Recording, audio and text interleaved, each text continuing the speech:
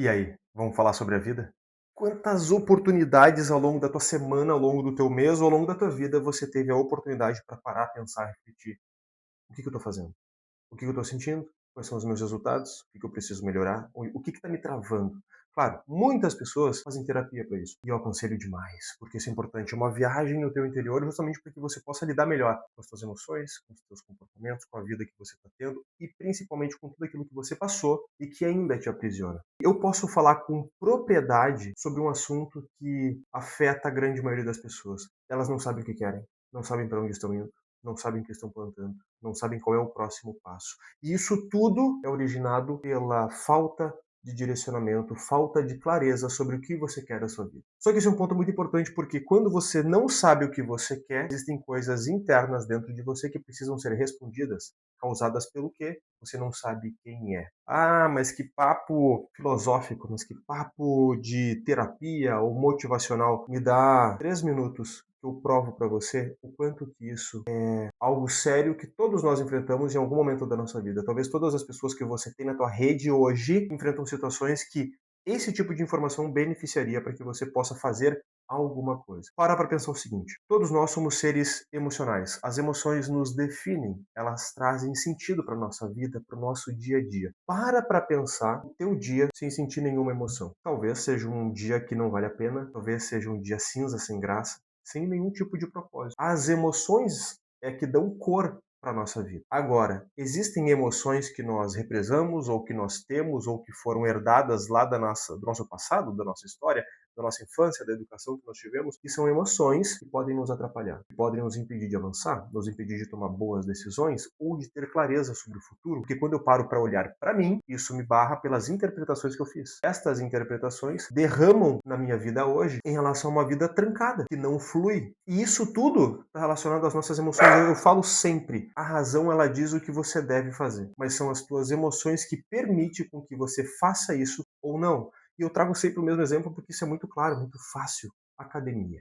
Todo mundo sabe que fazer uma atividade física é importante. Todo mundo, sem exceção. Porque é a minoria das pessoas que fazem, que conseguem se comprometer com algo que sabem que é tão importante. Porque emocionalmente tem coisas que trancam essas pessoas, que barram essas pessoas. Emocionalmente, que sentido? Histórias que elas mesmas contam para não ir, para justificar ou para dizer o porquê que daqui a um tempinho ela pode começar a fazer que está tudo bem. As emoções, elas dão um tom de tudo aquilo que a gente manifesta hoje de resultados na nossa vida, na área profissional, na área familiar, na área do bem-estar, da espiritualidade, da saúde, em todas as áreas, sem exceção. Por quê? Porque somos seres emocionais. E isso tudo está relacionado com a dificuldade, muitas vezes, de eu ter um senso de direcionamento claro. Deixa eu trazer algo bastante pessoal e por isso eu tenho propriedade para falar sobre esse caso. Eu era uma criança que eu não sabia exatamente o que fazer do meu futuro. Primeiro porque eu não conseguia pensar nisso, eu não conseguia me pensar fazendo nada do ponto de vista profissional que me trouxesse um pouco de respostas ou clareza do que faria sentido. Por quê? Porque eu passei por determinadas situações, traumas que a minha criança interior sentiu, que o meu inconsciente registrou, e esse trauma, ele deu um tom para quando eu parasse para olhar para o futuro. Essas interpretações me traziam muita insegurança, e a maneira de lidar com essa insegurança é não parar para pensar sobre isso. Então, eu tenho, ou qualquer pessoa, ela pode ter muita dificuldade de olhar para frente quando ela não tem segurança em quem ela é, o que ela gosta, no que ela não gosta, no que ela tem talento, quais são os seus dons, naquilo que manifesta naturalmente as escolhas que essa pessoa precisa fazer. E eu tive a sorte, a oportunidade de muito cedo lidar com autoconhecimento. Gente, autoconhecimento não é papinho de coach, não é papinho motivacional. Autoconhecimento, de fato, é uma das principais ferramentas para que a gente possa lidar com aquilo que é mais difícil na vida de qualquer pessoa. O domínio próprio, a capacidade de se compreender. É como se nós tivéssemos um universo inteiro aqui dentro, e aqui dentro por causa das nossas emoções, e nós não soubéssemos exatamente como lidar com isso. Aí talvez você pare e fale assim, Mas, Lucas, eu sei quem eu sou. Eu já tô no auge dos meus 30, 20, 40, 50. Eu sei quem eu sou. sabe qual é uma pergunta que geralmente dá uma tela azul nas pessoas quando elas são questionadas? Me diz quem você é, sem dizer o que você faz. Como é que você responderia isso? Porque a maioria das pessoas diz: ah, eu sou o advogado, eu sou o administrador, eu sou o médico. Não, peraí.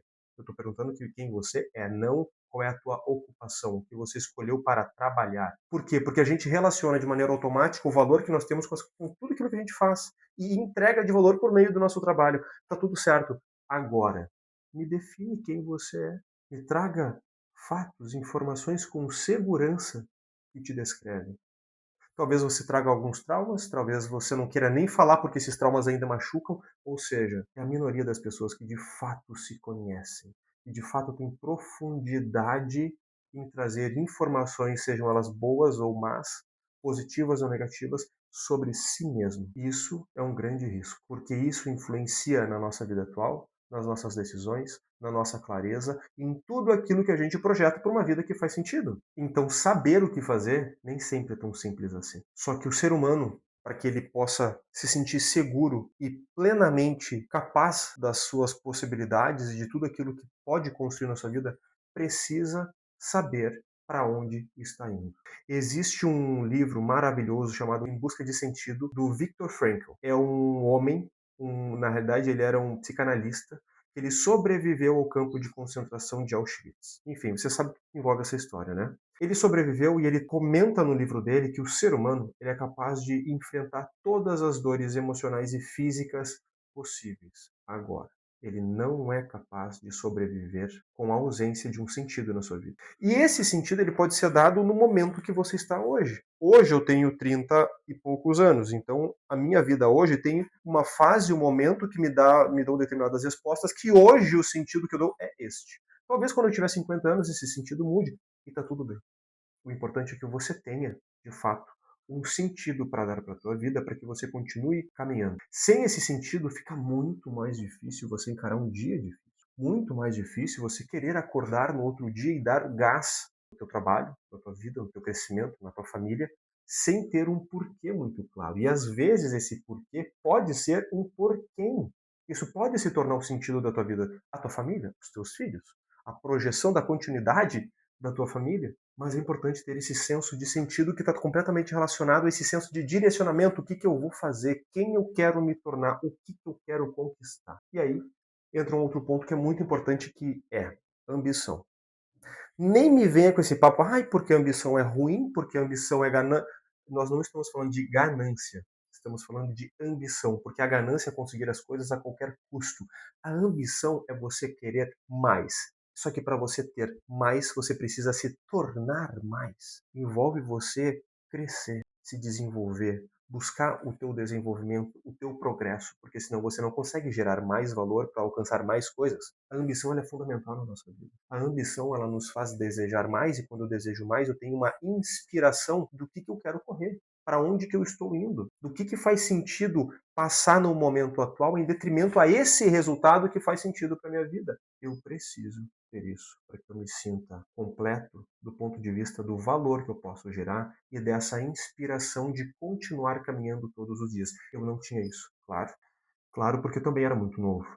A imaturidade, ela conta bastante nesse processo. Eu preciso de um tempo de momentos, experiências, de vivências para que eu consiga ter mais discernimento de como lidar com essas informações, mas isso é fundamental. Eu levei bastante tempo para encontrar esse lugar de direcionamento, só que eu só consegui encontrar isso com autoconhecimento. E o autoconhecimento exige uma coisa que é muito importante: tempo de qualidade consigo mesmo.